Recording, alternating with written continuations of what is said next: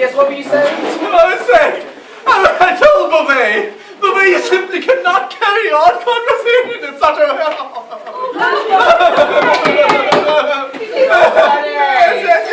Simply hilarious.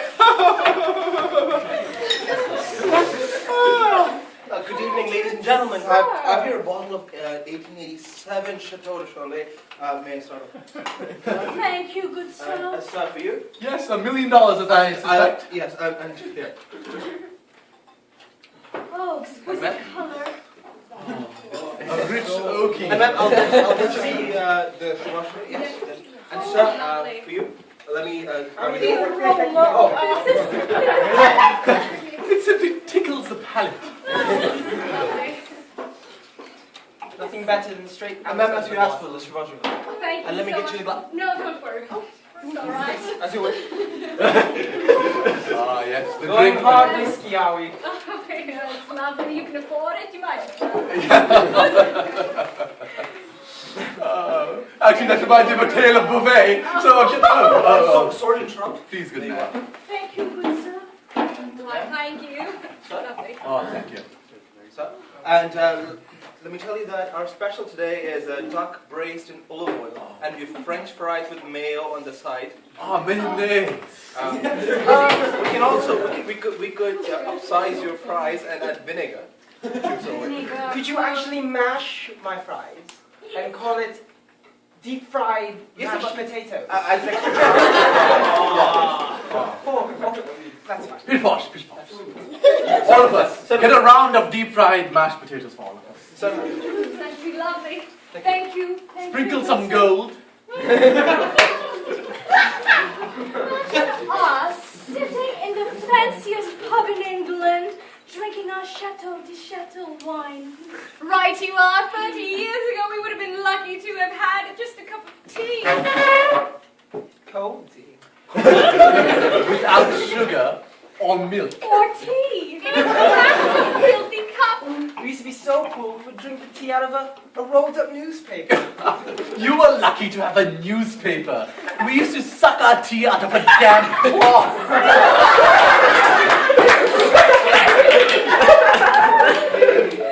We were poor, but we were happy. We were happy because we were poor. Right you are. Right. My daddy said money would never buy happiness. Oh, yeah. Cheers. No, money cannot buy happiness. Definitely not. Just this $1 million wine. Yeah. When I was growing up, we lived in a small house with holes in the roof. You had a house!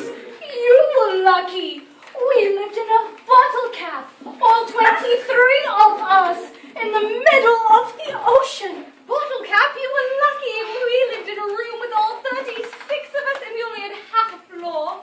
We had a big hole in the middle of the floor, and we used to huddle next to the wall to make sure that we didn't fall in. You were lucky. You were so lucky. We lived in a hallway 12 inches wide. Well, you were lucky. We lived in an abandoned septic tank in the middle of a garbage dump. You lived in a septic tank? I do say, You were lucky. preposterous. We lived in a paper sack in the bottom of a toxic waste dump. Every morning we would awaken to nuclear dump being poured out on us until we simply glowed. Actually, that room I was telling you about, it was no more than a hole in the ground covered in twigs. Well, you were lucky. We were evicted from our hole and were forced to live at the bottom of the lake. You were lucky to live at the bottom of a lake. We lived 150 of us in a little shoebox in the middle of a road. We would have dreamed of a lake. You were lucky to live in a shoebox. We lived in a brown paper bag.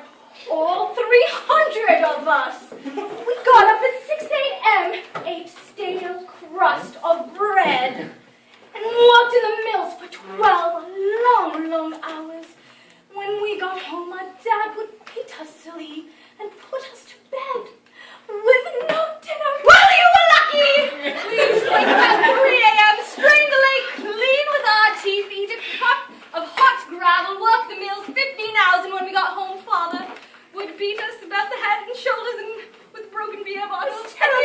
We dreamed of that! We lived in a rusty tin can in the middle of the road, and after hours we would clean the road with our tongues, have a handful of cold gravel, work 20 hours at the mill with no pay, and when we got home, our father would kill us with a Gensu knife and eat us with fondue. Luxury! That was luxury! We used to wake up in the morning at 10 o'clock at night, which was half an hour before we went to bed. We would go eat a cold chunk of poison, go to the mill for 29 hours a day, and when we'd get home, my parents would kill us and sing, "Glory, glory, hallelujah!"